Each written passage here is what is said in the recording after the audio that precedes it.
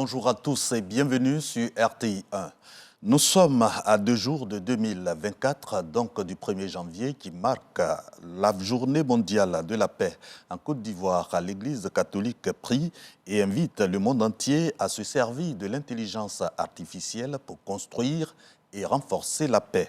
À cette messe de la 57e journée mondiale de la paix a pris part le Premier ministre Robert Begré-Mambé. Franck Quadio. La paix, donne-nous la paix, Seigneur. Donnez-nous la paix, Seigneur, non pas celle des hommes, mais celle de Dieu. Chant de clôture entonné par le cardinal Jean-Pierre Coutois, archevêque d'Abidjan, lors de la traditionnelle messe de la paix à la cathédrale Saint-Paul d'Abidjan-Plateau. 57e journée mondiale de la paix, ce 1er janvier sur la thématique intelligence artificielle et paix.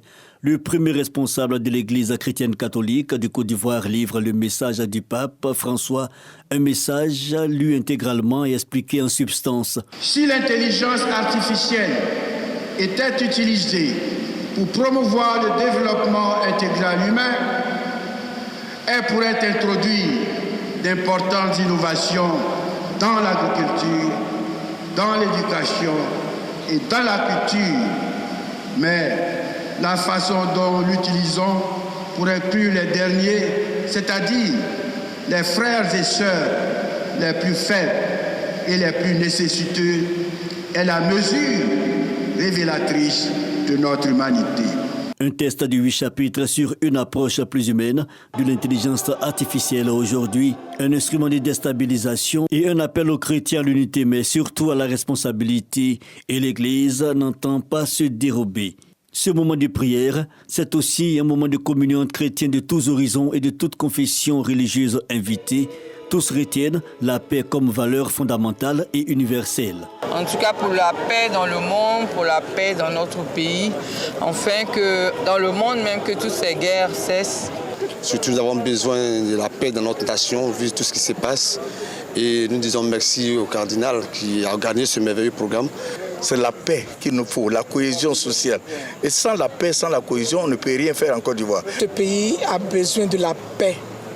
Ce soir, nous avons prié pour implorer la miséricorde de Dieu sur ce pays. Des prières pour la paix. Au moment où l'année s'achève, le Premier ministre, chef du gouvernement, personnalité invitée, s'en réjouit. Comme le disait le président Oufoué, il n'y a pas de développement sans paix. Il n'y a pas de promotion humaine sans la paix avec soi-même, avec les autres et avec Dieu. Cela est d'autant plus important que l'humanité tout entière est régie par la paix.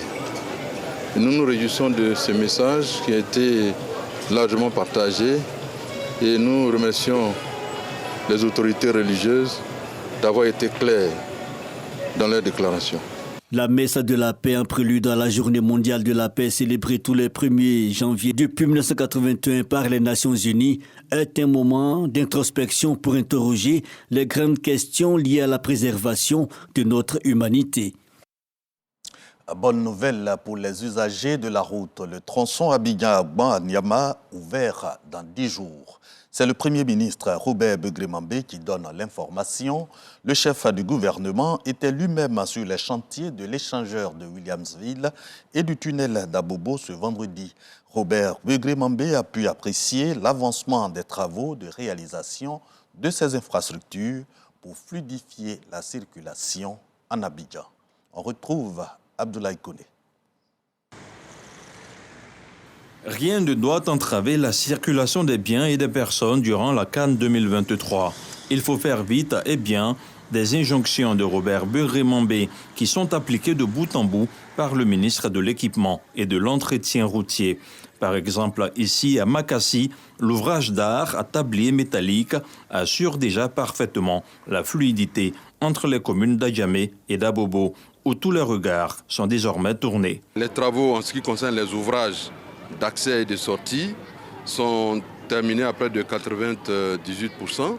Il reste au niveau d'Abobo des embranchements à réaliser, mais ça, on a le temps de le faire et les travaux se déroulent assez bien.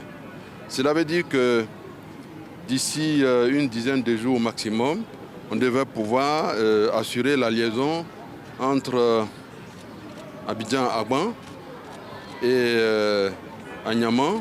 Ici, l'ouvrage d'une longueur de 200 mètres permettra de désengorger le trafic routier sur le tronçon Abidjan-Agban jusqu'à Niamey via Abobo. Le Premier ministre et son équipe l'ont parcouru à pied pour apprécier la teneur des travaux. C'est la Côte d'Ivoire en marche.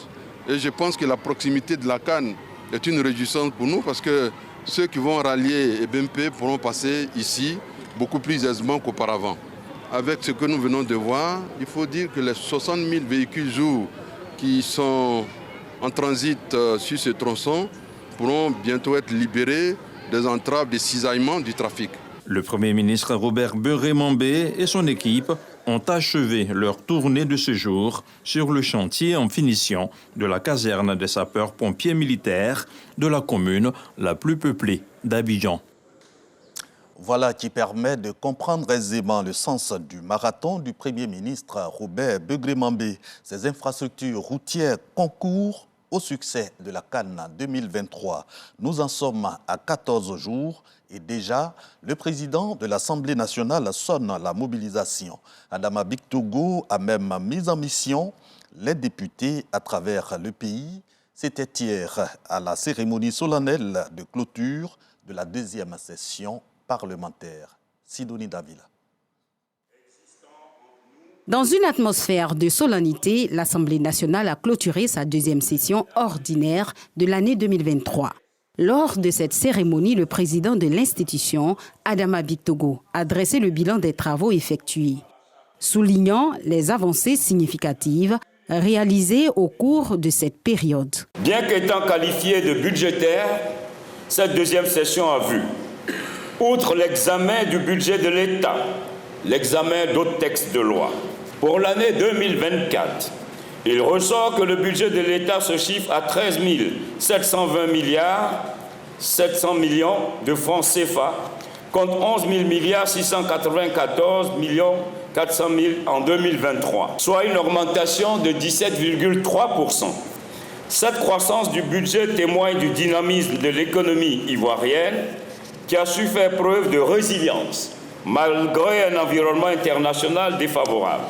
Aussi, ce budget répond-il globalement aux problématiques majeures et actuelles de la nation ivoirienne, dont notamment la lutte contre la cherté de la vie, l'organisation de la CAN 2023, l'accélération des investissements dans les secteurs moteurs de la croissance, le renforcement des infrastructures socio-économiques, la consolidation du dispositif sécuritaire et l'accroissement des dépenses en faveur de la réduction de la pauvreté et des disparités sociales. 12 autres projets de loi, ainsi qu'une proposition de résolution portant modification du règlement de l'Assemblée nationale ont été adoptés. Ce sont donc, au total, 16 textes qui ont été adoptés par notre Chambre lors de cette deuxième session ordinaire, à l'issue de 27 séances en commission et de 6 séances plénières. Vous l'avez compris, cette session parlementaire qui n'a duré que 3 mois a donné lieu à une importante production législative. Alors que l'Assemblée nationale prend une pause bien méritée, les regards se tournent vers l'organisation réussie de la Coupe d'Afrique des Nations, qui va se tenir dans seulement 18 jours. Évoquant avec enthousiasme cette période passionnante pour le pays, Adama Bictogo appelle à un sursaut patriotique. J'appelle du haut de cette tribune à davantage de mobilisation et de soutien en faveur du comité d'organisation de la CAN, nommé COCAN, de la Fédération ivoirienne de football et des éléphants de Côte d'Ivoire, notre équipe nationale. Je souhaite que cette CAN soit des plus conviviales, afin que tous les peuples frères communient autour du football, facteur d'intégration. La cérémonie de clôture de la deuxième session a rassemblé un parterre de personnalités, comprenant des présidents d'institutions, des membres du gouvernement, ainsi que des représentants du corps diplomatique.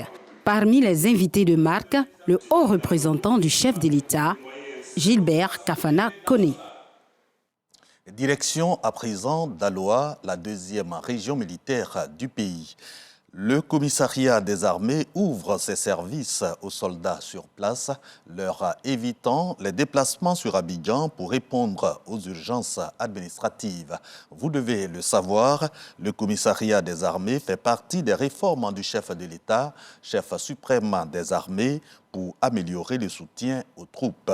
L'antenne régionale de Daloa a été inaugurée par le ministre d'État, ministre de la Défense, Téné Birahima Ouattara.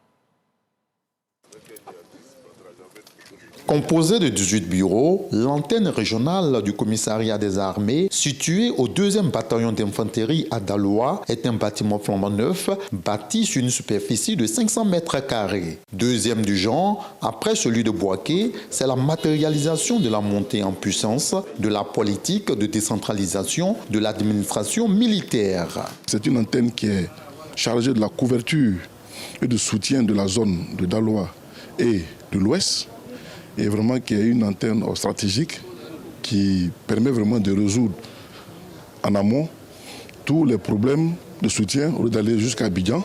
Aujourd'hui, tout se résout au niveau de l'antenne. Et cela donne vraiment le moral à la troupe qui n'a vraiment pas besoin de se déplacer à des centaines de kilomètres pour aller résoudre les problèmes administratifs, logistiques et autres. Procédant à l'inauguration de cette antenne régionale du commissariat des armées, Téné Birahima Ouattara, ministre d'État, ministre de la Défense, rappelle l'engagement du président de la République qui tient à l'amélioration permanente des conditions de vie et de travail des troupes.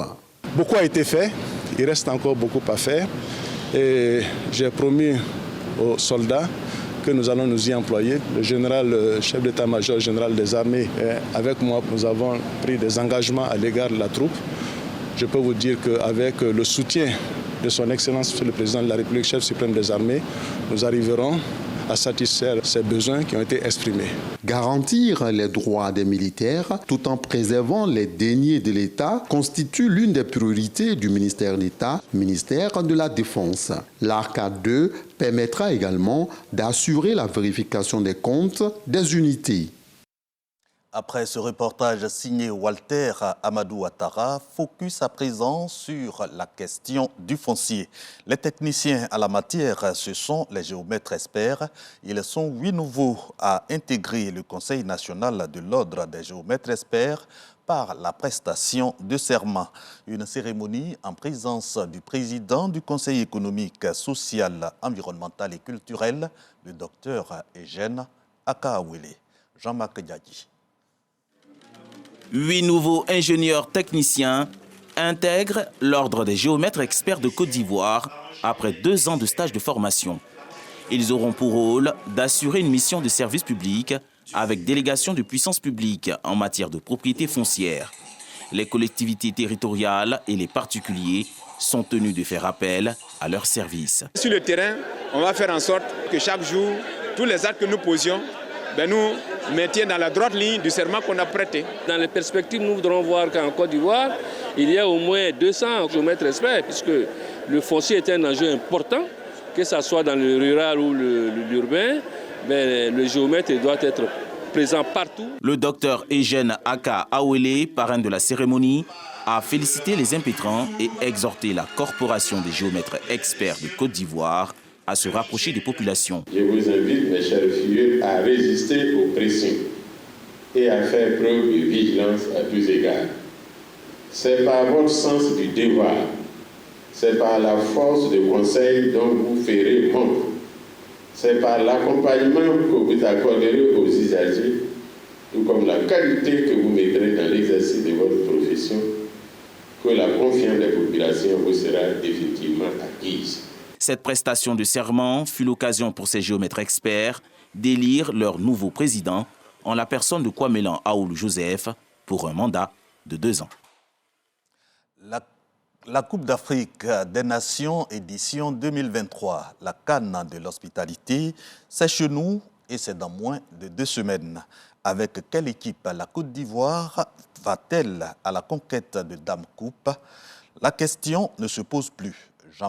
Jean-Louis Gasset, le sélectionneur national, a publié la liste des 27 éléphants depuis jeudi. 3 gardiens de but, 8 défenseurs, 6 milieux de terrain, 10 attaquants. Les détails de cette sélection avec Patrick Dadier de RTI Sport. Wilfried Zaha et Traoré Ahmed Junior seront les grands absents de cette grand-messe du football africain. Ainsi, en a décidé Jean-Louis Gasset, patron de la sélection ivoirienne.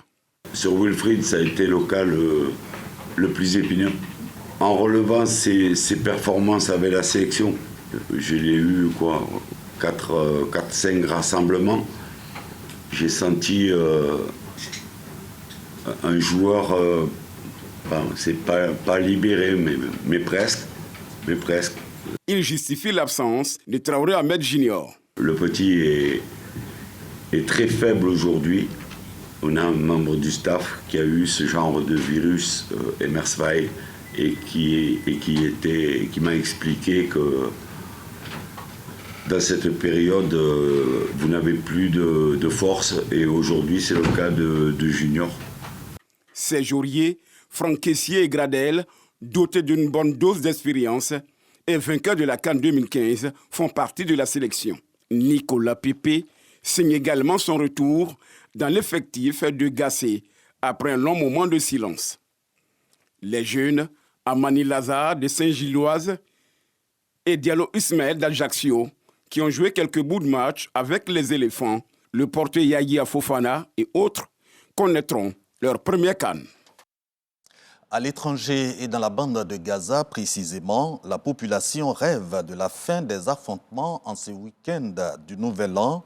La guerre Israël-Hamas s'intensifie, concentrant la population traumatisée et épuisée sur une parcelle de terre de plus en plus réduite selon l'ONU qui qualifie d'épouvantables les frappes russes sur l'Ukraine. Au Mali, la MINUSMA quitte Tombouctou 18 mois avant la date prévue pour des questions sécuritaires. C'est ici qu'on s'arrête. L'info revient à 10h sur RTI 1. Très bon week-end du Nouvel An à tous et à toutes. On se retrouve demain.